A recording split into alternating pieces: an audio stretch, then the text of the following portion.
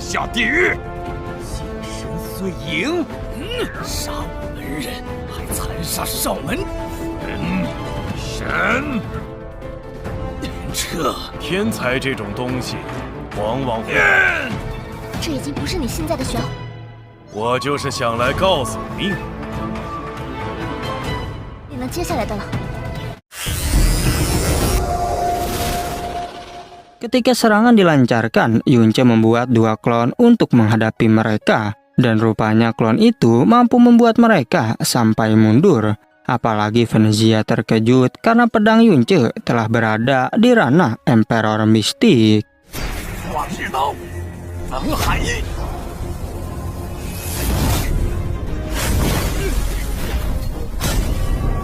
Dikarenakan tak punya pilihan lain, Fen Yiju menyuruh Venezia menggunakan Burning Heaven Prince. Sementara Yunce kembali membuat beberapa klon miliknya. Bahkan ia menambahkan badai api Phoenix untuk membakar mereka. Mereka berdua kembali dibuat terpojok oleh kekuatan Yunce dan kini berniat menggabungkan kekuatan lagi. Rupanya serangan gabungan itu masih dapat ditahan oleh Yunce. Bahkan mereka terkejut karena Yunce mampu menghilangkan 70% efek dari teknik tersebut. Walaupun tubuh Yunce hanya terkena 30% serangan, tapi mereka yakin Yunce pasti terluka parah. Namun rupanya Yunce masih hidup dan justru malah semakin mengamuk. Yunce mulai melesat dan menyerang ke arah mereka. Di saat mereka berdua terbakar, Yunce mengingatkan, jika kalian kembali ke neraka, maka beritahu nenek moyang kalian bahwa yang menghancurkan klan Burning Heaven adalah aku, yaitu Yunce.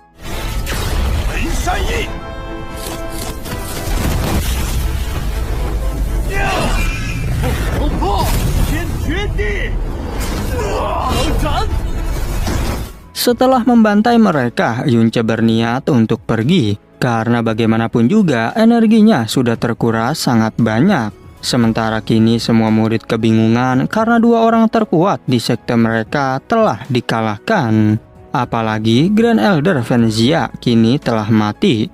Dan Grandmaster Venziu terluka sangat parah. Sehingga mereka khawatir bahwa klan Burning Heaven akan keluar dari 4 daftar sekte terkuat. Singkat cerita, beberapa waktu berlalu, kini rupanya Fen Yiju masih bertahan hidup meskipun terluka parah. Dan ia berkata bahwa kita harus menghentikan Yunce. Tapi ketua Duan Hun bertanya apakah sekarang yang harus kita lakukan. Fen Yiju menyuruhnya untuk meminta bantuan pada ketiga sekte lainnya. Dan meskipun Istana Frozen Clouds tak suka ikut campur, tapi masih ada Wisma Gunung Tianjian dan Sekte Xiao. Singkat cerita, ada seorang utusan yang mengabarkan kepada Sekte Xiao bahwa ia meminta bantuan kepada mereka untuk melawan Yunce. Karena jika dibiarkan, maka Sekte Xiao yang berikutnya akan dihancurkan oleh Yunce. Ketua Xiao berkata bahwa hal itu tak mungkin karena Sekte Xiao tak memiliki dendam kepadanya. Tapi orang itu mengingatkan bahwa Yunce adalah pemuda yang pernah diusir dari keluarga Xiao. Sehingga dengan sangat terkejut, Ketua Xiao pun akan mengirimkan praktisi kuat untuk melawan Yunce. Setelah beberapa hari kemudian, tibalah Xiao Wuyi di klan Burning Heaven. Diketahui bahwa Xiao Wuyi merupakan saudara kembar dari Grandmaster Xiao Wuqing yang kedatangannya ke sini untuk membantu mereka melawan Yunce. Xiao Wuyi berkata bahwa Yunce tak mungkin bisa lari karena senjata yang kumiliki adalah senjata terkuat dari Sekte Xiao. Bahkan senjata orb tunggal miliknya mampu melukai praktisi Emperor Mistik. Setelah beberapa hari, kini tubuh Yunce mulai kembali pulih dan ia berniat untuk menghancurkan klan Burning Heaven lagi. Tapi Molly memberitahu bahwa Sekte Xiao memberikan bantuan pada klan Burning Heaven untuk melawanmu.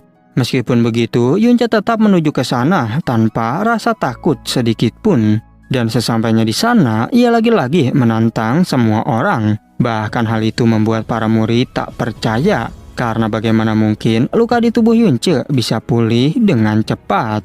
Tapi Ketua Duan Hun kali ini yakin jika Xiao Wuyi mampu mengalahkan Yunce. Cerita ini berlanjut, kita diperlihatkan Xiao Wuyi yang berkata pada Yunce bahwa seorang jenius biasanya berumur pendek, sehingga saat itu juga ia pun langsung melancarkan serangan. Yunce tak peduli dan segera menghunuskan pedangnya, bahkan sampai terjadi adu kekuatan di antara mereka. Dan adu kekuatan itu menciptakan ledakan yang sangat besar. Xiao Wuyi berkata, jika sepertinya kau lumayan hebat, dan mulai sekarang aku akan serius melawanmu. Sambil baku hantam, Xiao Wuyi melemparkan senjata orb tunggal miliknya. Ketika senjata itu mengenai Yunce, tentu Xiao Wuyi sangat senang. Tapi alangkah terkejutnya ia saat mengetahui bahwa Yunce baik-baik saja. Bahkan Yunce berkata, jika orang lain mungkin akan terluka, namun di hadapanku itu tak akan berguna sama sekali. Tanpa berbasa-basi, Yunce kembali melesat dan menghempaskan burung api Phoenix. Dirinya juga segera mengambil senjata orb tunggal milik Xiao Wuyi. Dan dengan cepat, ia melemparkan senjata itu kembali, hingga membuat klan Burning Heaven hancur berkeping-keping.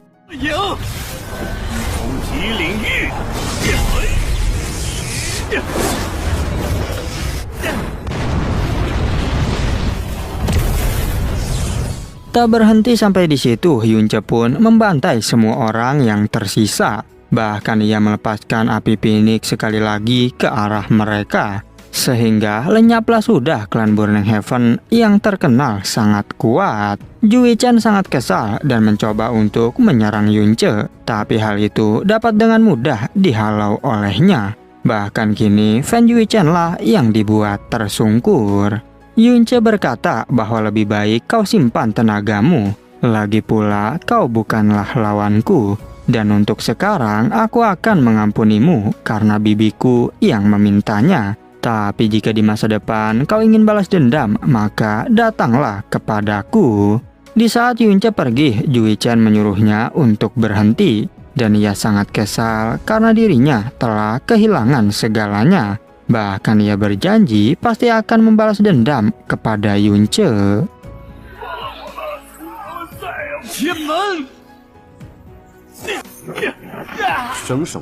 Saat itu, secara tiba-tiba Fan Yiju memanggil Jui Chen. Fan Yiju memberikan sebuah kunci yang ditinggalkan oleh leluhurnya. Dan kunci itu akan membawa Jui Chen ke sebuah tempat yang di dalamnya tersegel rahasia terlarang dan juga sangat mengerikan. Fan Yiju mengingatkan bahwa klan Burning Heaven kita tak boleh hancur seperti ini. Dan ia memberitahu agar Jui Chen harus membalas dendam. Dan Jui Chen pun berjanji jika aku akan membuat Yunce membayar semua ini. Di sisi lain, Molly mengingatkan bahwa Yunce telah membuat kesalahan karena membiarkan Jui Chen hidup. Tapi Yunce menjawab jika dendamnya kepadaku pasti akan membuatnya menjadi semakin kuat. Tapi tetap saja dia tak akan bisa menyusulku. Molly memberitahu jika di dalam tubuh Jui Chen ada hal yang berbeda. Dan sepertinya di masa depan Jui Chen akan menjadi ancaman besar bagi Yunce. Xin berpindah ke Sekte Xiao yang mendapatkan kabar bahwa klan Burning Heaven telah musnah. Bahkan di antara mereka tak ada satupun orang yang selamat. Sehingga hal itu membuat Sekte Xiao semakin khawatir. Seorang tetua bertanya apakah yang harus kita lakukan karena Yunce pasti sudah tahu kita ikut terlibat. Tapi ketua Xiao menjawab, kau tak perlu khawatir akan hal itu. Dan jika Yunce datang kemari, maka kita akan berdamai dengannya, meski harus mengorbankan apapun.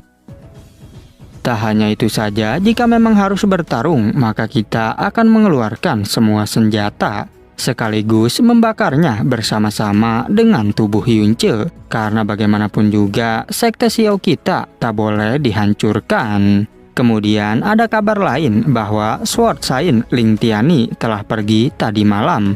Dan menurutnya kakek Ling Jie ini pasti sedang memburu Yunce. Sehingga kali ini Yunce pasti akan mati. Karena Ling Tiani adalah orang terkuat di Kekaisaran Bluewind. Xin berpindah ke Master Ling Tiani yang menyesal karena datang terlambat. Bahkan ia tak menyangka jika Yunce yang masih muda bisa bertindak sangat kejam. padahal kekuatannya sangat bagus untuk istana Bluewind. Kembali ke Yunce yang sedang berjalan menuju istana Bluewind, tapi di tengah perjalanan ia dipanggil oleh Master Ling Tian, yang dimana Master Ling Tian ingin menghukum Yunce atas tindakannya terhadap pemusnahan klan Burning Heaven. Molly memberitahu bahwa orang ini telah berada di tingkat 6 Emperor Mystic, dan karena kekuatannya sangat tinggi, ia pun menyuruh Yunce untuk pergi. Karena bagaimanapun juga, Yunce bukanlah tandingannya. Walaupun begitu, Yunce tak peduli terhadap peringatan itu. Dan menurutnya, mungkinkah ini adalah kakek dari Ling Jie, sehingga ia tak mungkin pergi dan akan menghadapinya. Lagi pula, ia ingin tahu seberapa kuatkah orang nomor 1 di Kekaisaran Bluewind. Sesampainya di sana, Yunce memberi hormat kepada Master Ling Tian. Sedangkan Master Ling Tian berkata bahwa dengan bakatmu kau bisa menjadi orang yang hebat di Kekaisaran. Tapi sayangnya kau terlalu jahat karena membunuh puluhan ribu orang. Sehingga atas nama surga aku akan membunuhmu. Meskipun begitu, Yunce bertanya di manakah kau saat mereka melakukan kejahatan. Dan di manakah dirimu saat istana Bluewind mengalami krisis? Mengapa kau tak membantu dan mengapa juga kau tak menghukum mereka? Sehingga di mataku hukum atas nama surga yang kau ucapkan hanyalah sebuah lelucon. Tak mau banyak berpikir, Yunce segera menghempaskan serangan. Tapi rupanya tubuh Yunce lah yang kini terluka. Dan Molly mengingatkan agar Yunce berhati-hati. Karena pedang milik Master Ling Tian dapat membelah ruang. Walaupun begitu, Yunce tak menyerah dan kembali melancarkan serangan. Tapi lagi-lagi, Yunce yang harus terpental karena Master Ling Tian terlalu kuat. Sedangkan Master Ling Tian terkejut karena Yunce bisa memaksa dirinya mengeluarkan 70% kekuatan. Tapi ia berkata, sungguh sayang orang berbakat sepertimu harus mati hari ini. Yunce kembali menghunuskan pedangnya. Namun tiba-tiba datang Ling Jie yang menghentikan kakeknya. Dan ia menjelaskan bahwa Yunce adalah orang baik.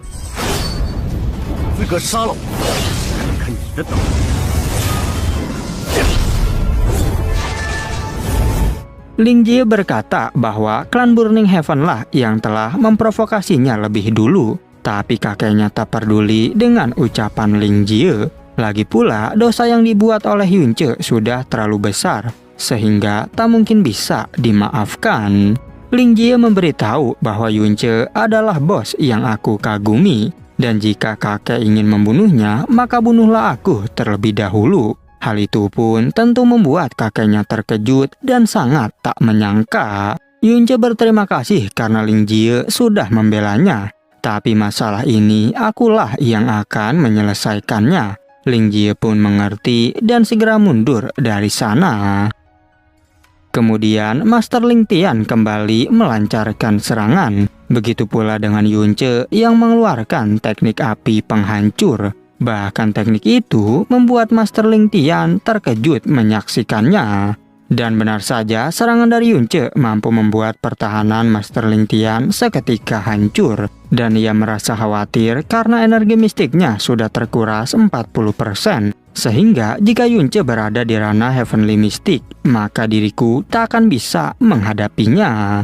Tak mau banyak berpikir, Master Ling Tian mengeluarkan pedang raksasa. Dan Ling Jie pun menyuruh Yunce untuk menghindar. Tapi Yunce justru menggunakan pertahanan awan api untuk memblokirnya.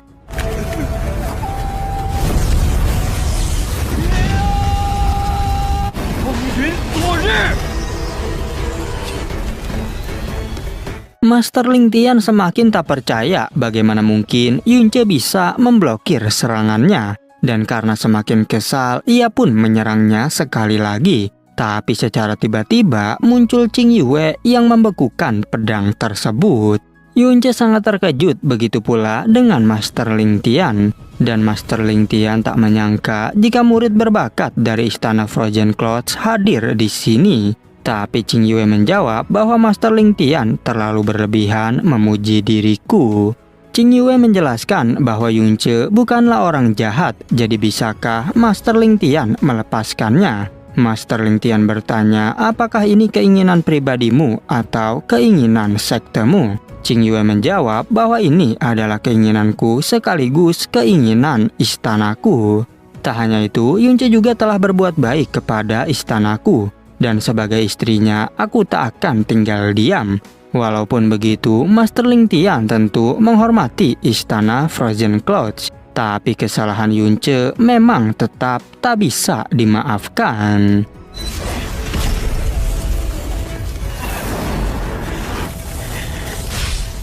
Dikarenakan tak punya pilihan lain, Qing Yue pun meminta maaf karena harus melawannya. Dan saat itu juga, dia segera menghempaskan serangan. Dan lagi-lagi pedang milik Master Ling Tian dibekukan oleh Qing Yue.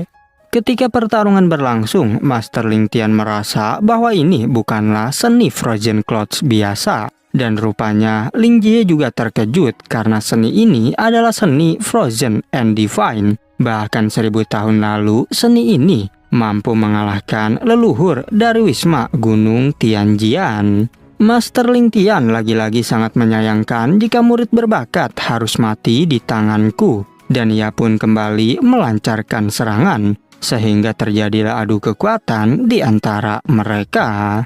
Saat itu, Master Ling Tian berniat untuk menyingkirkan Qing Yue lebih dulu. Tapi secara tiba-tiba, Yunce melesat dan menghunuskan pedangnya. Bahkan Master Ling Tian terkejut karena Yunce masih memiliki energi.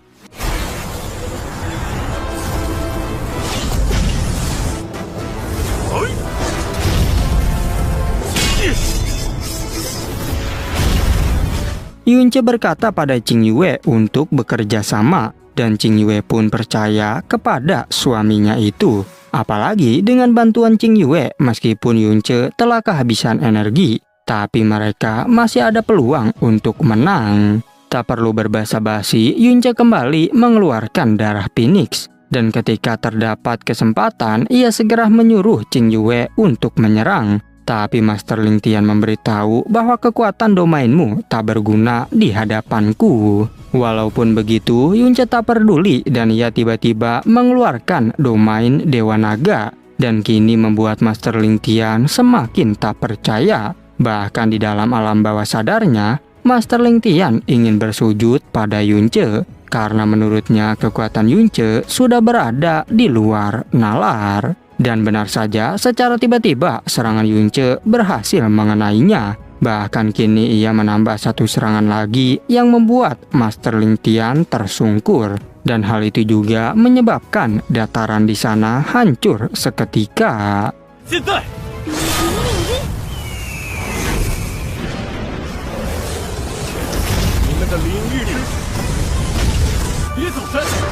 Ling Jie segera bergegas untuk melihat kondisi kakeknya.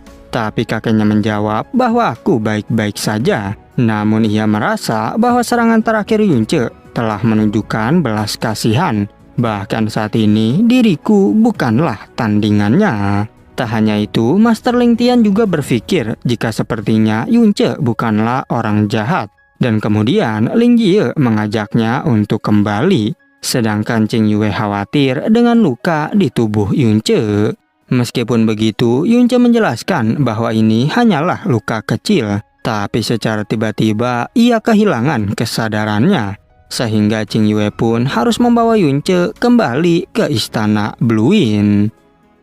Xin berpindah ke Sekte Xiao yang terkejut karena Master Ling Tian telah dikalahkan. Bahkan ia tak percaya jika Qing Yue telah menguasai teknik Frozen and Divine, sehingga ayahnya saja saat ini tak mungkin mampu mengalahkan mereka. Dikarenakan tak punya pilihan lain, Ketua Xiao pun menyuruh para bawahan untuk mengirim obat-obatan dan juga hadiah. Hal itu ia lakukan agar Yunce mau berdamai dengan Sekte Xiao. Karena bagaimanapun juga mereka tak mau Sekte Xiao akan dihancurkan oleh Yunce. Kembali ke Yunce yang kini telah tersadar setelah beberapa hari. Dan Qing Yue pun pergi untuk mengabarkan pada keluarganya. Tapi Yunce menghentikannya karena ia masih ingin bersama dengan Qing Yue. Kemudian Yunce pun memeluk Qing Yue dan berterima kasih kepadanya. Ia berkata, 3 tahun kita menikah, tapi aku belum pernah menciummu. Namun lagi-lagi Qing Yue merasa malu dan segera pergi untuk memberitahu keluarganya jika Yunce telah tersadar. Tak berselang lama datang Lingxi yang sangat senang karena Yunce telah pulih. Begitu pula dengan sang kakek yang mengkhawatirkan Yunce. Tapi Yunce bertanya, apakah kalian telah betah tinggal di sini? Kakek Xiaoli menjawab bahwa aku bukan hanya sekedar betah, tapi juga dianggap tamu terhormat oleh kaisar. Bahkan saat itu Chang Yue dan kaisar datang untuk melihat kondisi Yunce. Lalu saat itu kaisar ingin memanggil kakek Xiao sebagai senior untuk menghormatinya. Tetapi kakek Xiao menolak karena ini terlalu berlebihan. Sedangkan Chang Yue menyuruh Yunce untuk beristirahat kembali. Singkat cerita, di tempat lain terlihat seorang pria yang melaporkan tentang Yunce. Dan rupanya pangeran ke-13 bernama Feng Xichen menjadi antusias terhadap kehebatan Yunce. Diketahui bahwa Feng Xichen merupakan pangeran dari kekaisaran Phoenix Suci. Oke, cukup sekian, terima kasih untuk video kali ini dan sampai jumpa di video berikutnya.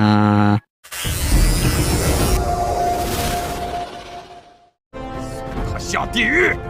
请神碎影！杀我门人，还残杀上门神！这天才这种东西，往往会……这已经不是你现在的玄。我就是想来告诉你命。你能接下来的了。